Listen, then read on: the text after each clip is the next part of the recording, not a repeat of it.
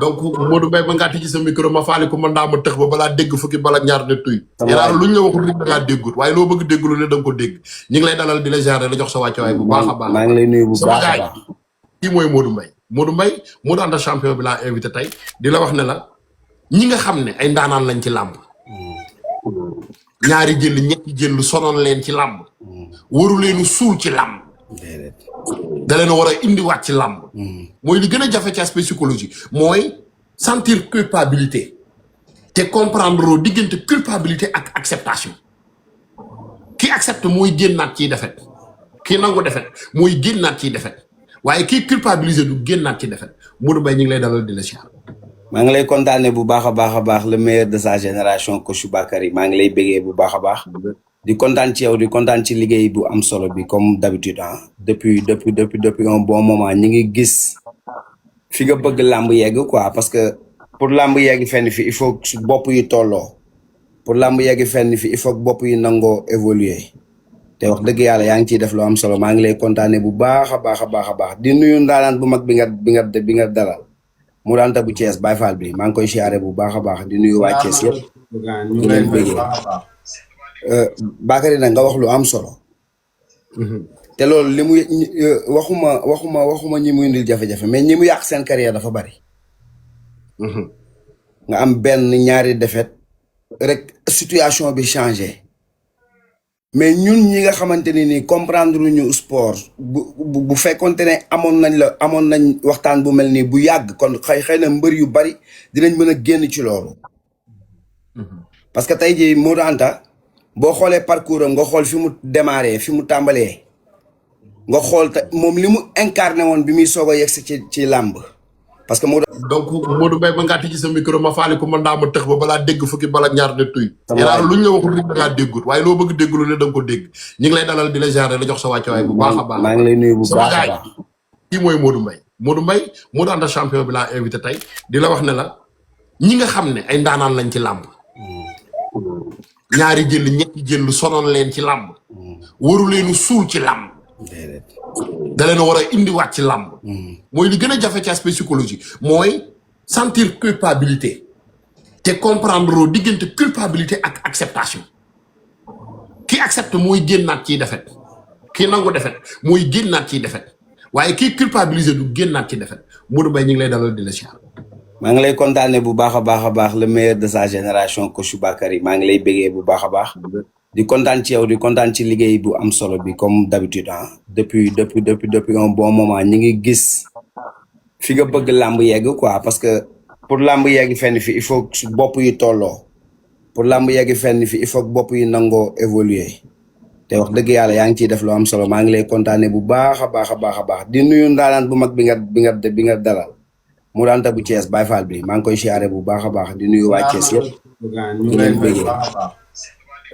Bakary nag nga wax lu am solo te loolu li mu waxuma ñi muy indil jafe-jafe mais ñi mu yàq seen carrière dafa bari nga am benn ñaari défaite rek situation bi changé mais ñun ñi nga xamante ni nii comprendre ñu sport bu fekkonte ne amoon nañ waxtaan bu mel nii bu yàgg kon xëy na mbër yu bari dinañ mën a génn ci loolu parce que tey jii Modou Anta boo xoolee parcours am nga xool fi mu démarré fi mu tàmbalee nga xool te moom li mu incarné woon bi muy soog a yegsi ci làmb parce que donc Modou Mbaye ba ngaa tijji sa micro ma faale ko man daa ma tëx ba balaa dégg fukki bala ñaar ne tuy yàlla luñ la waxul rek da ngaa déggut waaye loo bëgg dégglu ne da nga ko dégg ñu ngi lay dalal di la ziare la jox sa wàcc waay bu baax a baax maa ngi lay nuyu bu baax a baax kii mooy Modou Mbaye Modou Anta champion bi laa invité tey di la wax ne la ñi nga xam ne ay ndaanaan lañ ci làmb ñaari jël ñetti jël sonoon leen ci làmb waru leenu suul ci làmb da leen war a indiwaat ci làmb mooy li gën a jafe ci aspect psychologie mooy sentir culpabilité te comprendre diggante culpabilité ak acceptation ki accepte mooy génnaat ciy defet ki nangu defet mooy génnaat ciy defet waaye kii culpabiliser du génnaat ci defet Modou Mbaye ñu ngi lay dalal di la siyaar maa ngi lay kontaane bu baax a baax le meilleur de sa génération coach Bakary maa ngi lay bégee bu baax a baax di kontaan ci yow di kontaan ci liggéey bu am solo bi comme d'habitude ah depuis un bon moment ñi ngi gis fi nga bëgg làmb yegg quoi parce que pour làmb yegg fenn fi il faut su bopp yi tolloo pour làmb yegg fenn fi il faut bopp yi nangoo évoluer te wax dëgg yàlla yaa ngi ciy def lu am solo maa ngi lay kontaane bu baax a baax a baax a baax di nuyu ndaanaan bu mag bi nga dalal mu daanta bu Thiès Baye Fall bi maa ngi koy siyaare bu baax a baax di nuyu waa Thiès yëpp di leen bëggee Bakary nag nga wax lu am solo te loolu li mu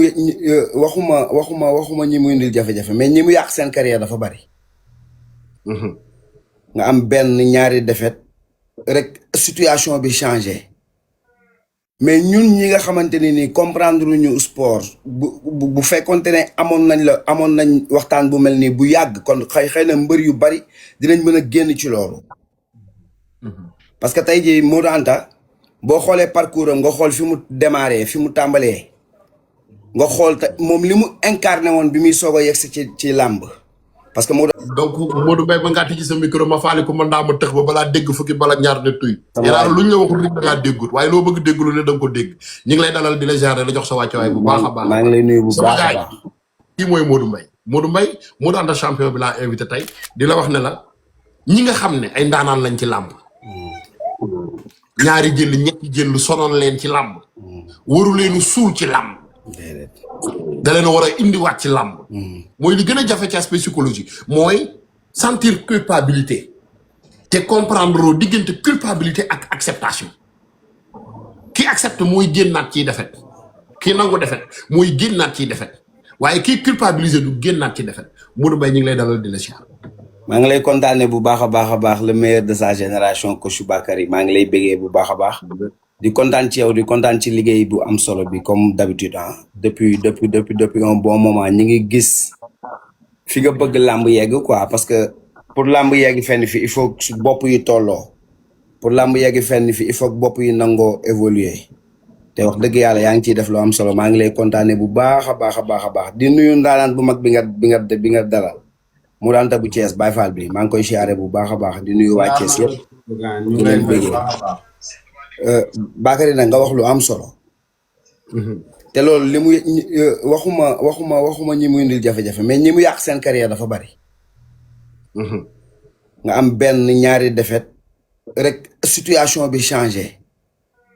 mais ñun ñi nga xamante ni nii comprendre ñu sport bu fekkonte ne amoon nañ waxtaan bu mel nii bu yàgg kon xëy na mbër yu bari dinañ mën a génn ci loolu parce que tey jii Modou Anta boo xoolee parcours am nga xool fi mu démarré fi mu tàmbalee nga xool te moom li mu incarné woon bi muy soog a yegsi ci làmb parce que